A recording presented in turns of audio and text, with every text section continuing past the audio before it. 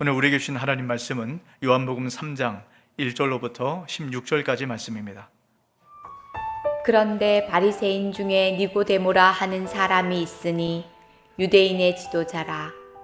그가 밤에 예수께 와서 이르되 랍비여, 우리가 당신은 하나님께로부터 오신 선생인 줄 아나이다. 하나님이 함께 하시지 아니하시면 당신이 행하시는 이 표적을 아무도 할 수 없음이니이다. 예수께서 대답하여 이르시되 진실로 진실로 내게 이르노니 사람이 거듭나지 아니하면 하나님의 나라를 볼 수 없느니라. 니고데모가 이르되 사람이 늙으면 어떻게 날 수 있사옵나이까? 두 번째 모태에 들어갔다가 날 수 있사옵나이까? 예수께서 대답하시되 진실로 진실로 내게 이르노니 사람이 물과 성령으로 나지 아니하면 하나님의 나라에 들어갈 수 없느니라.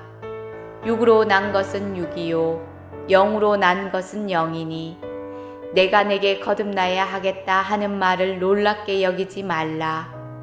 바람이 임의로 불매 내가 그 소리는 들어도 어디서 와서 어디로 가는지 알지 못하나니 성령으로 난 사람도 다 그러하니라. 니고데모가 대답하여 이르되 어찌 그러한 일이 있을 수 있나이까? 예수께서 그에게 대답하여 이르시되 너는 이스라엘의 선생으로서 이러한 것들을 알지 못하느냐? 진실로 진실로 내게 이르노니 우리는 아는 것을 말하고 본 것을 증언하노라. 그러나 너희가 우리의 증언을 받지 아니하는도다. 내가 땅의 일을 말하여도 너희가 믿지 아니하거든. 하물며 하늘의 일을 말하면 어떻게 믿겠느냐?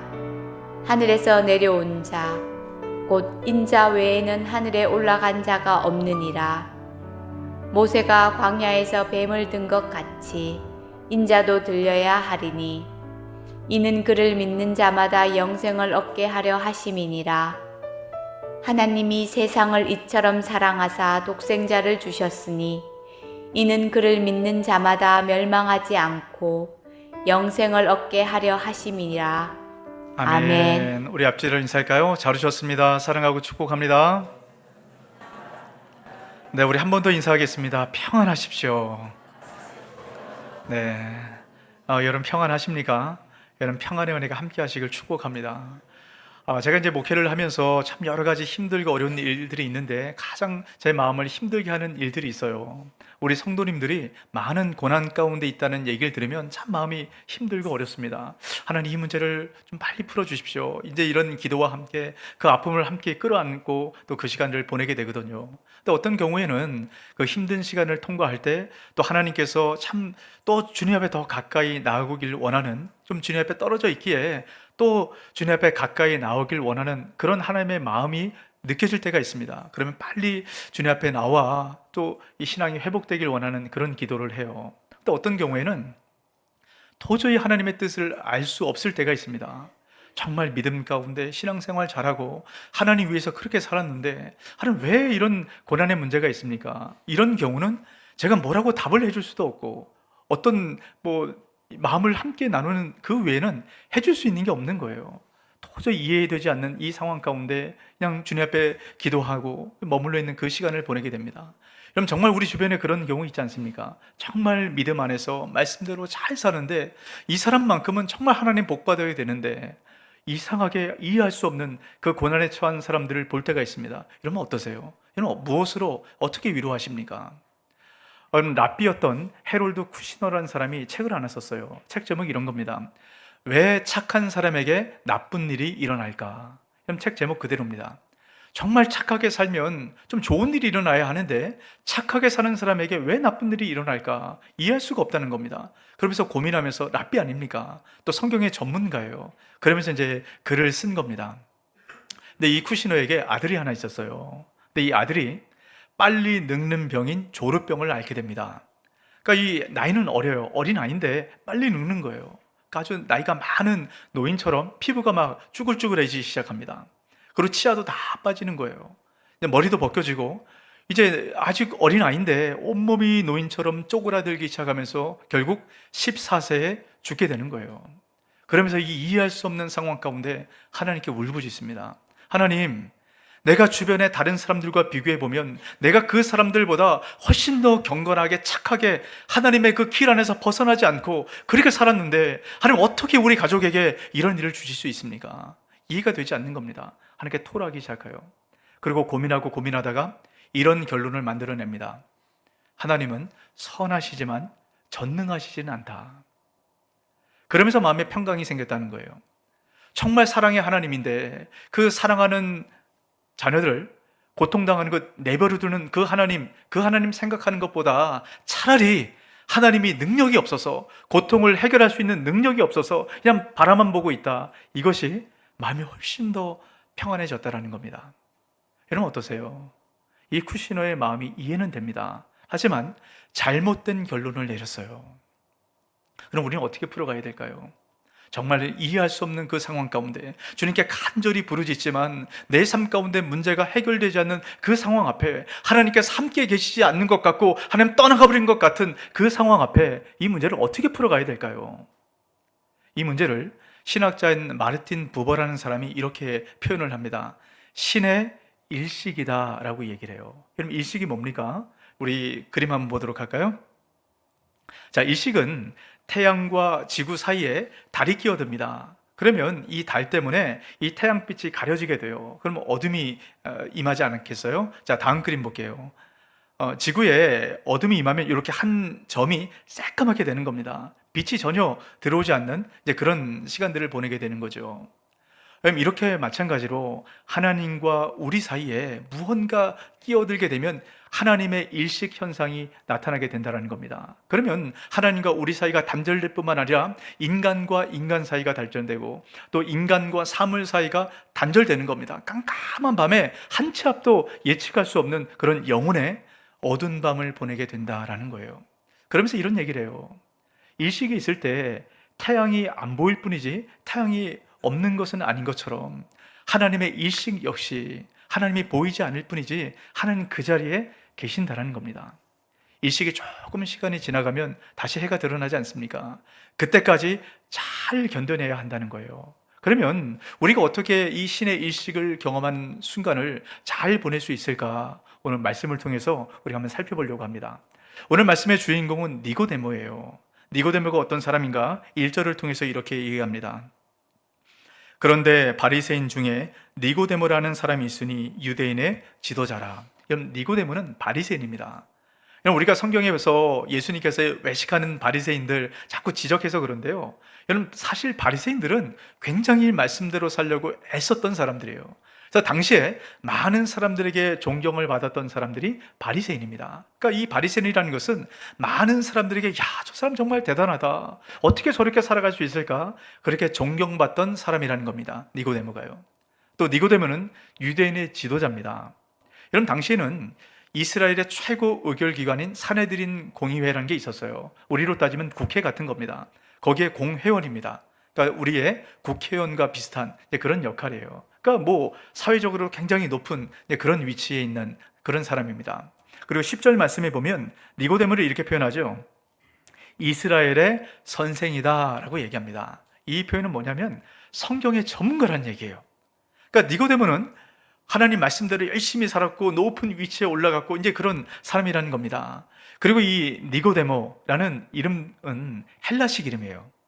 당시에 헬라식 이름을 갖고 있었다는 것은 상류층 가문에 속한 사람이라는 겁니다. 근데 이름 뜻도 굉장히 독특해요. 정복자, 승리자라는 뜻이 있습니다. 이런 모든 내용을 종합해보면 니고데모가 어떻게 살았는지 알게 돼요. 정말 그 높은 위치에 많은 것을 갖기 위해서 힘쓰고 애써서 많은 것을 쟁취해낸 바로 그런 사람입니다. 뿐만 아니라 하나님 말씀대로 살려고 정말 몸부림치며 애쓰며 사람들에게 인정받고 존경받았던 사람이 니고데모예요. 이런 니고데모가 예수님을 찾아옵니다. 자, 2절 말씀 보십시오. 그가 밤에 예수께 와서 이르되 라고 얘기합니다. 지금 니고데모가 언제 찾아왔습니까? 밤에 찾아왔어요. 밤. 여러분, 왜 밤에 찾아왔을까요? 지금 이 니고데모 어떤 사람이라고 말씀드렸어요? 유대의 아주 지도자예요. 사람들에게 존경을 받는 사람입니다. 근데 당시에 예수님은 늘 좀 무리를 일으키고 조금 이게 사람들에게 이단 소리 듣는 이제 그런 젊은 청년입니다.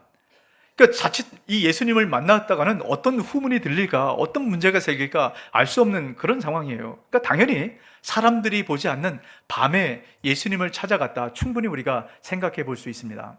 근데 이 밤이라는 표현을 조금 더 생각해 볼 필요가 있어요. 여러분, 요한복음에서 밤이란 표현은 영적인 상태를 주로 나타날 때 표현합니다. 그러니까 이렇게 볼 때 지금 니고데모는 어떤 일인지 모르겠어요. 하지만 영혼의 깊은 어두운 밤의 시간을 보내고 있다는 겁니다. 다시 말하면 신의 일식 현상, 하나님이 보이지 않는 것 같은 그런 시간들을 보내고 있다는 겁니다. 그렇게 많은 것들을 갖고 있고 그렇게 하나님 말씀대로 살아갔는데 지금 이해할 수 없는 그 고난의 시간들을 보내고 있는 겁니다. 아마 니고데모는 더 힘들었을 거예요. 그렇게 하나님 말씀대로 살아갔고 그 모든 것을 다 갖고 있는 사람인데 도저히 해결되지가 않는 겁니다. 더 영혼의 밤이 힘들고 어렵게 느껴졌을 거예요. 근데 왜 이런 문제가 생겼을까? 그럼 니고데모의 문제를 우리가 좀 발견할 수 있는 중요한 힌트가 2절 말씀에 담겨져 있습니다. 자, 2절 말씀 같이 한번 읽어볼까요? 그가 밤에 예수께 와서 이르되 라삐여 우리가 당신은 하나님께로부터 오신 선생인 줄 아나이다. 하나님이 함께 하시지 아니하시면 당신이 행하시는 이 표적을 아무도 할 수 없음이니이다. 자, 지금 니고데모가 예수님을 찾아온 이유가 있어요. 그건 뭐냐면 예수님이 행하신 표적 때문입니다. 이 표적을 보니까, 표적은 기적이란 말입니다. 놀란 기적과 이적을 행한 이 모습을 보니까 분명히 하나님과 함께 하심, 이것을 볼 수 있게 된다는 겁니다. 근데 이런 문제가 있어요. 표적에 머물러 있으면 이것이 하나님과 우리 사이를 가로막는 장애물이 된다는 겁니다. 이런 표적이라는 것은 이 기적을 통해서 예수님이 어떤 분인지 알려주는 게 표적이에요. 그러니까 이 표적에 따라서 예수님을 바라보지 못하고 표적, 드러난 기적, 이것만 우리 눈에, 우리 마음에 머물러 있으면 이것은 문제가 된다는 겁니다. 자, 요한복음 6장에 보면 예수님께서 행하셨던 표적 한 가지가 나옵니다. 떡 5개와 물고기 2마리로 남자만 5,000명. 그러니까 지금으로 생각해 보면 남녀 아이 다 합치면 한 2만 명 이상의 사람을 먹인 놀라운 기적, 표적이 나와요. 근데 사람들은 이것이 표적입니다. 그러니까 다시 말하면 이 기적을 통해서 예수님이 어떤 분인가를 알려주도록 이 기적을 행하셨다는 거예요. 그러니까 생명의 떡이신 예수님을 보고 그 예수님을 믿고 따르도록 이 표적을 주님께서 행하셨습니다. 근데 사람들의 시선과 마음은 떡에 머물러 있었어요. 내 배를 부르게 만들 떡, 이곳에 머물러 있다 보니까 예수님은 관심이 없어지는 겁니다. 그러면서 어떤 결과가 나타나죠? 그 표적의 대상인 예수님을 안 보고 내 배부르게 만들 그 떡을 따라갔던 사람들은 다 예수님을 떠나가게 됩니다. 그 표적을 통해서 분명히 예수님 볼 수 있는데 다 떠나버렸어요. 표적을 따라가는 사람들, 다시 말하면 내가 원하고 내가 바라는 것, 이것이 이루어지길 기대하고 원하고 이것만 따라가는 사람들은 결국 우리 삶 가운데 문제가 있는 순간 내가 원하는 것이 이루어지지 않으면 절망하고 낙담하고 주님을 떠나가게 됩니다. 영혼의 어두운 밤이 찾아오게 된다는 거예요. 이런 니고데모 가운데 주님께서 이 영혼의 어두운 밤을 해결할 수 있는 방법을 하나 말씀해 주세요. 자, 그게 3절 말씀인데요. 3절 말씀 같이 한번 읽습니다. 예수께서 대답하여 이르시되 진실로 진실로 내게 이르노니 사람이 거듭나지 아니하면 하나님의 나라를 볼 수 없느니라. 여러분, 예수님께서 말씀하신 내용 중에 진실로 진실로라는 말씀이 2번 반복되는 이야기들이 나옵니다. 그 말은 너무너무 중요하다는 얘기예요. 진실로라는 말이 1번 반복되는 이야기도 많거든요. 근데 진실로 진실로 이것이 2번 반복되는 말은 너무너무 중요하다는 겁니다. 그러니까 이 3절 말씀이 너무너무 중요하다는 거예요. 근데 그만큼 어렵다는 얘기입니다. 그래서 이 말씀의 의미를 우리가 잘 생각해 볼 필요가 있다는 거예요. 여러분, 거듭난다라는 가장 기본적인 의미는 2번 태어난다라는 겁니다. 여러분, 이 땅에 살아가는 모든 사람들은 한 번 땅에서 태어나요. 우리 모든 육신은 흙으로 만들어졌지 않습니까? 한 번은 땅에서 태어납니다. 근데 2번 태어나기 위해서는 하늘로부터 태어나야 합니다. 근데 여러분, 이것을 잘 기억하셔야 될 게 뭐냐면 땅에서 태어난 사람은 하늘의 일을 알 수가 없어요. 땅에서 태어난 사람은 이 세상 사람들이 살아가는 생각의 관습과 이념과 또 이 세상의 모든 학문들, 이걸 통해서 생각하고 사고하고 판단하고 살아가기 때문에 하늘에 있는 일을 말해도 이해할 수가 없습니다. 지금 니고데모가 딱 그런 상태예요. 지금 주님께서 어떤 얘기를 하십니까? 거듭남, 하늘로부터 태어남에 대해서 이야기를 합니다. 하늘의 일을 얘기하세요. 근데 이 지금 니고데모는 거듭나지 못했습니다. 땅으로부터 태어나서 멈춰있는 사람이에요. 근데 많은 학식과 많은 배움을 갖고 있습니다. 그런 사람은 하늘의 일을 얘기한다 할지라도 이해하지 못합니다. 그래서 무슨 얘기를 합니까? 4절 말씀을 보세요. 니고데모가 이르되 사람이 늙으면 어떻게 날 수 있사옵나이까? 두 번째 모태에 들어갔다가 날 수 있사옵나이까? 지금 하늘로부터 다시 태어나야 한다, 이 얘기를 하고 있는데 지금 니고데모가 뭐라고 얘기합니까?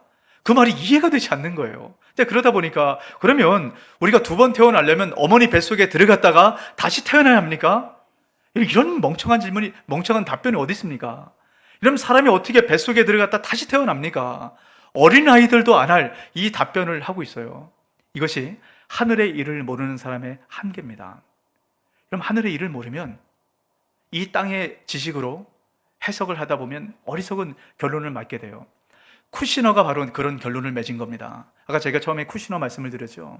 여러분, 하나님은 선하시지만 전능하시진 않다. 왜 이런 어리석은 결론을 맺습니까? 우리가 이해할 수 있는 수준, 우리가 생각할 수 있는 수준, 그 수준으로 하나님을 끌어내리는 겁니다. 이런 땅의 생각으로 하나님을 바라보니까 어리석은 그런 결론을 맺게 되는 겁니다. 하늘의 일은 땅의 생각으로 이해할 수 없어요. 하늘의 생각을 깨달아야 합니다. 여러분, 이것을 어떻게 깨달을 수 있을까요? 여러분, 이게 너무 어려운 얘기 아닙니까? 거듭난다, 하늘로부터 태어난다, 이게 너무 어려운 얘기입니다. 그래서 주님께서 이것을 아시고 이것을 풀어가는 또 한 번의 이야기를 하십니다. 그게 5절 말씀인데요, 5절 말씀 같이 한번 있습니다. 예수께서 대답하시되 진실로 진실로 내게 이르노니 사람이 물과 성령으로 나지 아니하면 하나님의 나라에 들어갈 수 없느니라. 여기서도 진실로 진실로 두 번을 이야기하십니다. 중요하다는 얘기예요. 근데 또 어렵다는 얘기입니다. 자, 여러분, 거듭난다라는 것은 물과 성령으로 난다라는 것을 의미합니다. 여러분, 거듭난다는 걸 조금 더 쉽게 풀어놓은 거예요. 그러니까 이 말을 듣고 있는 사람들이 이해할 수 있는 말로 바꿔놓았다라는 겁니다. 여러분, 물과 성령이 그러면 어떤 의미가 있을까요? 여러분, 성령이라는 것은 분명하죠. 근데 물이라는 것은 굉장히 어렵습니다. 그래서 많은 학자들이 여러 해석을 해요. 그래서 이 물이라는 것이 사람의 생명을 만들어내는 그런 생명의 장소다, 이렇게 이야기도 합니다. 또는 어떤 학자들은 이 물은 말씀이다, 그러니까 하나님의 말씀을 듣고 믿을 때 구원을 받는다, 이렇게 이야기도 합니다. 또 대부분의 학자들은 이걸 이렇게 풀어가요. 세례다라고 얘기해요. 세례의 의미가 있다는 겁니다. 여러분, 세례가 뭡니까? 우리가 죽고 새롭게 태어나는 것, 이게 세례 아닙니까? 그러니까 이 물을 여러 가지로 해석해요. 그럼 뭐가 맞는지 모르겠습니다. 근데 분명한 것은 물과 성령을 통해서 새롭게 태어난다, 이 의미는 분명해요. 자, 그러면 여러분, 이 말씀은 지금 예수님께서 이해하고 알아들을 수 있도록 주님께서 거듭남을 설명한 그 말씀입니다. 그러니까 듣는 사람들은 이해가 된다는 거예요. 여러분, 듣는 사람들은 대부분 구약 성경의 말씀을 잘 알고 있는 사람들입니다. 그러면 주님께서 말씀하신 물과 성령을 통해서 새롭게 태어난다, 이 말씀이 담겨진 의미가 있는 말씀이 하나가 있습니다. 자, 창세기 1장 2절 말씀인데요, 같이 한번 읽습니다. 땅이 혼돈하고 공허하며 흑암이 깊음 위에 있고 하나님의 영은 수면 위에 운행하시니라. 여러분, 땅의 상태가 어떻다라고 얘기합니까? 땅의 상태는 혼돈하고 공허하고 흑암이 가득하대요. 여러분, 땅의 상태가 이런 겁니다. 땅은 이렇게 머물 수밖에 없어요. 이 땅의 상태를 주님께서 창조하십니다. 물 위에 하나님의 영이 운행하기 시작할 때 하나님의 창조의 역사가 나타나기 시작합니다. 물 위에 하나님의 영이 함께 하세요. 그때 하나님의 창조의 역사가 나타납니다. 어떻게 창조가 됩니까? 혼돈한 이 세상 가운데 질서가 들어와요. 공허한 이 땅 가운데 하나님의 풍성함으로 채워지기 시작합니다. 흑암이 가득한 영혼의 어두운 밤을 보내는 이 땅 가운데 하나님의 광명의 빛이 비춰지기 시작합니다. 어떻게 할 때요? 물과 성령께서 역사하시기 시작할 때요. 그럼 창세기 1장 2절 말씀은 이것을 이렇게 표현을 합니다. 물 위에 하나님의 영이 운행하시다라는 표현으로 이야기를 합니다. 이런 운행하다라는 말은 여러 의미가 있어요. 그 중에 한 가지가 이런 뜻이 있습니다. 어미 닭이 알을 품고 그 알을 뱃속에서 돌리는 겁니다. 여러분, 닭이 알을 품고 부화하기 위해서는 오랜 시간이 걸린다 그래요. 그리고 이 알을 이 뱃속에서 계속 돌려서 이 골고루 이 체온이 전달돼서 아주 건강한 그런 병아리가 탄생할 수 있도록 계속 돌린다는 겁니다. 여러분, 그러면 어미닭은 이 병아리가 태어날 때까지 그 자리에서 꼼짝 않고 있게 되는 거예요. 여러분, 이것은 하나님께서 우리를 창조하실 때, 이 세상을 창조하실 때 어떤 마음으로, 어떤 사랑으로 우리를 창조하셨는가, 여러분, 이 마음이 잘 담겨져 있는 것 같아요. 이 하나님의 사랑의 마음이 잘 담겨져 있는 말씀 하나가 있습니다. 자, 16절 말씀 같이 한번 있습니다. 하나님이 세상을 이처럼 사랑하사 독생자를 주셨으니 이는 그를 믿는 자마다 멸망하지 않고 영생을 얻게 하려 하심이라. 여러분, 하나님의 사랑이 지금 어떻게 표현되고 있습니까? 하나님의 하나밖에 없는 예수 그리스도 그 아들을 우리 가운데 보내셨다라는 거예요. 왜요? 왜 예수님을 보내셔야만 합니까? 우리 가운데 거듭나도록 하기 위해서, 하늘의 생명을 주기 위해서 예수님을 보내셨습니다. 그럼 하늘의 생명은 하늘로부터 오신 예수 그리스도를 통해서만 얻을 수 있어요. 이 땅에 태어난 사람은 아무리 애를 써도 하늘의 생명을 얻을 수 없습니다. 땅의 생명은 갖고 살아가지만 하늘의 생명은 얻을 수 없어요. 오직 예수 그리스도, 하늘로부터 오신 예수 그리스도를 통해서만 하늘의 생명, 영생을 얻을 수 있습니다. 그래서 예수 그리스도를 이 땅 가운데 보내신 거예요. 그래서 그 그리스도를 믿는 자들에게 영생을 주신다라고 말씀합니다. 그 영생을 어떻게 얻을 수 있다고요? 하늘의 생명을 어떻게 얻을 수 있다라고 말씀합니까? 믿을 때요. 자, 15절 말씀 보십시오. 이는 그를 믿는 자마다 영생을 얻게 하려 하심이라. 그럼 예수 그리스도를 믿을 때 영생을 얻을 수 있다. 땅의 삶이 끝이 아니라 이제 하늘의 삶, 하늘의 하나님 말씀하신 그 뜻이 무엇인가 깨달아 알 수 있다라고 말씀합니다. 어떻게 할 때요? 예수님 믿을 때요. 자, 그러면 예수님 믿는다는 게 여러분 도대체 뭡니까? 우리가 늘 예수님 믿습니다, 예수님 믿습니다, 이런 얘기를 합니다. 그럼 예수님 믿는다는 믿음이 도대체 뭘까요? 그것을 14절을 통해서 주님께서 풀어서 설명을 해주세요. 자, 14절 말씀입니다. 모세가 광야에서 뱀을 든 것 같이 인자도 들려야 하리라. 그럼 이 말씀의 의미가 우리는 조금 어려울 수 있어요. 왜 그러냐면 우리는 구약 성경을 잘 모르잖아요. 근데 유대인들은 구약 성경을 잘 압니다. 그러니까 이 말씀하면 이 말씀이 어떤 의미인지 바로 알아요. 이것이 민수기 21장에 나오는 이야기입니다. 이스라엘 백성들이 이제 광야 생활을 거의 마쳤어요. 40년의 시간이 마치고 이제 하나님 약속하신 가나안 땅으로 들어가야 합니다. 근데 가나안 땅으로 들어가기 가장 좋은 길은 뭐냐면 에돔 땅을 지나가야 해요. 근데 에돔 왕이 이스라엘 백성들을 그 땅을 지나가지 못하도록 가로막습니다. 그러니까 이스라엘 백성들이 먼 길로 삥 돌아가게 생겼어요. 이런 먼 길로 삥 돌아가려면 광야를 다시 들어가야 하거든요. 이스라엘 백성도 화가 났습니다. 하나님, 40년 지나면 우리 가나안 땅에 들어가게 하신다면서요. 근데 하나님, 근데 우리를 왜 다시 광야로 들어보냅니까? 이해할 수가 없는 겁니다. 가나안 땅에 들어가야 하는데 다시 광야로 보내는 것처럼 그렇게 느껴지는 겁니다. 이스라엘 백성들이 화가 났습니다. 그러면서 무슨 말 했는지 아세요? 하나님께서 40년 동안, 광야 동안 이스라엘 백성들에게 끊임없이 주셨던 음식이 있습니다. 만나와 메추라기예요. 그걸 먹을 때마다 늘 하나님의 기적을 경험했던 사람들 아닙니까? 근데 이렇게 얘기하는 겁니다. 하나님, 이제는 이 하찮은 음식들 필요 없습니다. 아니, 이까짓 거 필요 없습니다. 하나님께 화를 내기 시작합니다. 여러분, 그렇게 하나님께서 주신 만나와 메추라기를 먹으면서 감사했던 그 입술 안에 하나님을 원망하기 시작해요. 불평을 터트내기 시작합니다. 참 배은망덕한 사람들 아닙니까? 딱 우리의 모습 같아요. 그때 하나님께서 불뱀을 보내십니다. 이런 불뱀은 사막의 독사예요. 물리는 순간 바로 죽는 거예요. 수많은 사람들이 죽어나가기 시작합니다. 그때 이스라엘 백성들이 깨닫고 회개합니다. 모세를 붙들고 간절히 구합니다. 좀 하나님 제발 살려달라고 하나님께 간구해 주십시오. 그때 하나님께서 불뱀에 물렸던 사람들을 다시 살리는 해결책 하나를 주세요.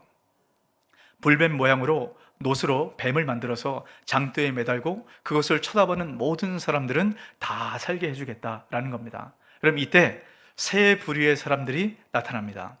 첫 번째 부류의 사람은 노뱀을 안 보는 사람이에요. 자, 여러분 생각해 보세요. 여러분이 만약에 이스라엘 백성입니다. 지금 여기에 불뱀이 가득해요. 여러분, 독사가 와서 여러분 다리를 콱 물었어요. 여러분 그때 장대에 매달린 노뱀을 보십시오 하면 하늘을 이렇게 쳐다보고 여러분 보고 계시겠어요?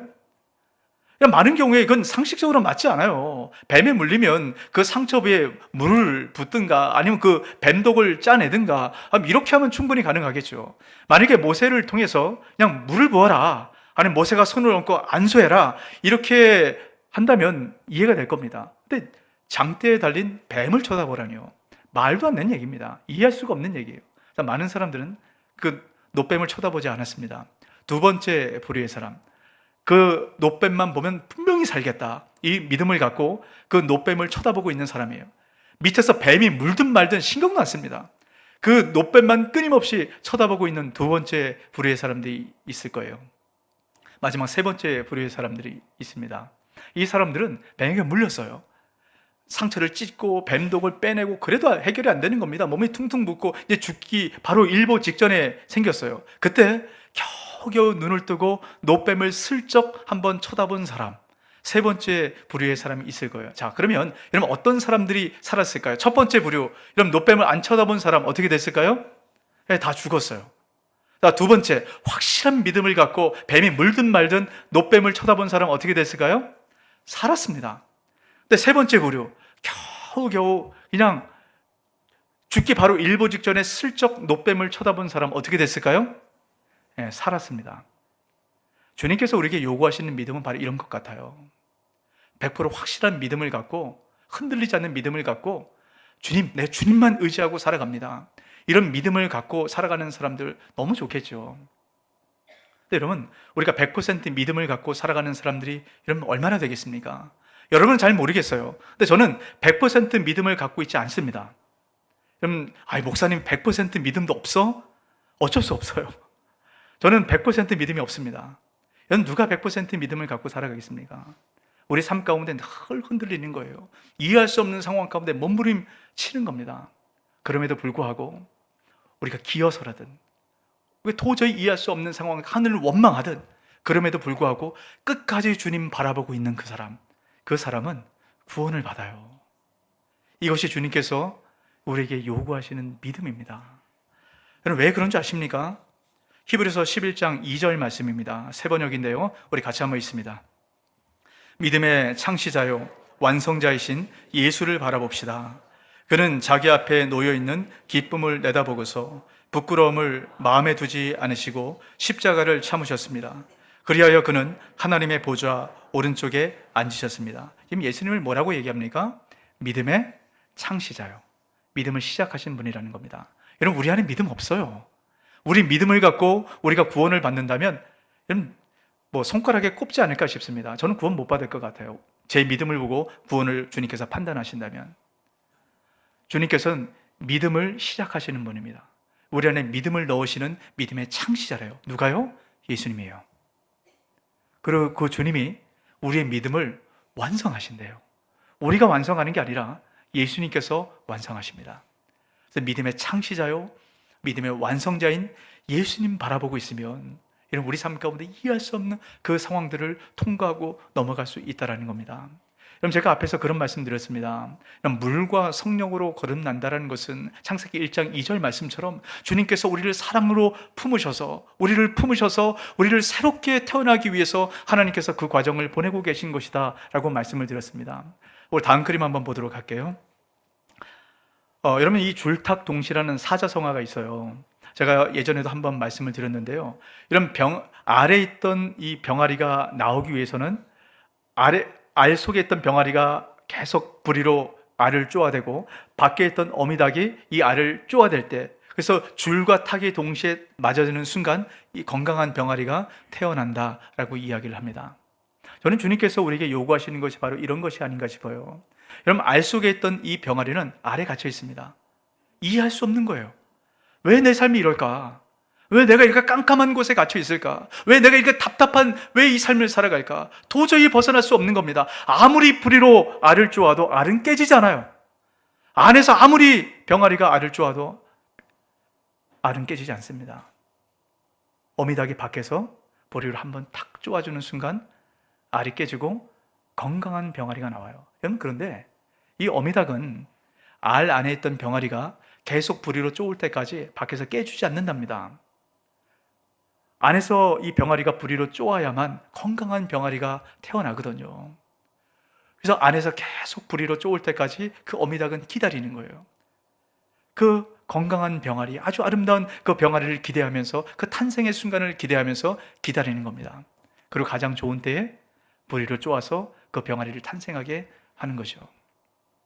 여러분, 하나님께서 우리를 이렇게 기다리시지 않겠습니까? 제가 마지막 한 가지 말씀을 드리고 오늘 말씀을 마무리할 텐데요. 여러분, 북아메리카에 체로키라는 인디안 부족이 있다라고 얘기해요. 그 인디안 부족은 아주 독특한 성인식을 한답니다. 성인이 되면 그 아이를 데리고 깊은 숲속으로 들어간대요. 그 숲속에 들어가서 밤에 눈을 가립니다. 그리고 새벽이 될 때까지 그 안대를 풀지 못하도록, 그래야만 성인의식을 통과하도록 이제 그런 의식이 있다라는 거예요. 한 번도 부족을 떠나지 않고 가족을 떠나본 적이 없는 그 아이를 데리고 깊은 숲속에 갑니다. 얼마나 무섭겠어요. 여러분, 눈을 가리고 나니까 보이는 게 없지 않아요? 그러니까 소리가 들리는 거예요. 밤새 부시럭부시럭 이 소리가 들립니다. 혹시 짐승이 와서 나를 물어가면 어떡하나? 누가 나를 해코지 하면 어떡하나? 아마 두렵고 떨리는 마음으로 밤을 지샜을 겁니다. 그리고 아침이 됐어요. 여명이 비칠 때 눈을 가리고 있던 안대를 풉니다. 그러면 이 소년의 눈 안에 들어왔던 한 가지 모습이 있다 그래요. 뭐냐면 아버지가 조금 떨어진 곳에서 창과 활을 들고 이 아이를 지키고 있었다는 겁니다. 이 아이는 밤새 혼자 있는 것 같았지만 결국 이 아버지가 아무 짐승도 이 아이를 공격하지 못하도록 지키고 보호하고 있었다는 거예요. 눈을 가리고 있어서 몰랐지만 그 아버지가 지키고 보호하고 있었기 때문에 그 시간들을 잘 통과할 수 있었다는 겁니다. 여러분, 우리 하나님이 그렇게 우리를 지키신다는 거예요. 때로 하나님 안 보입니다. 그래서 이해할 수 없는 거죠. 하나님 그렇게 사랑의 하나님인데 어떻게 나한테 이럴 수 있습니까? 하나님 이런 문제를 왜 나한테 주십니까? 이렇게 하나님 뜻대로 살아왔는데 하나님은 어떻게 이럴 수 있습니까? 원망할 수 있어요. 때로는 우리가 알지 못하지만 하나님과 우리 사이에 가로막혀 있는 것 있을 수 있습니다. 여러분, 우리가 영생을 받았지만 우리가 하나님 믿고 살아갈 때 이 세상의 것들, 하나님이 아니라 이 세상의 것들 그거 바라보고 살아가느라 여러분 그것 때문에 신의 일식을, 하나님의 일식을 경험할 때 있지 않습니까? 하나님 보이지 않는다고 안 계신 게 아니에요. 조금 시간이 지나면, 그 일식의 시간이 지나면 하나님께서 우리 삶 가운데 무엇을 예비하고 계셨는가, 그 하나님의 예비하신 그 풍성한 은혜를 갖고 우리를 맞아주시는 하나님을 만나게 됩니다. 그때까지 우리가 할 것은 한 가지입니다. 이해할 수 없고 받아들일 수 없고 도대체 어떻게 할지 알 바를 모르지만 주님 바라보는 그 자리에 있는 겁니다. 끝까지 버티는 거예요. 끝까지 그 자리를 지키고 인내하는 겁니다. 그러면 그 시간이 지나가고 하나님의 뜻을 발견하게 됩니다. 여러분, 이것이 바로 믿음입니다. 이 믿음을 통해서 주님 주신 그 풍성한 은혜 가운데 거하는 저와 여러분 되시길 주 이름으로 축복합니다. 아멘. 이 말씀을 기억하고 우리 함께 찬양했으면 좋겠습니다.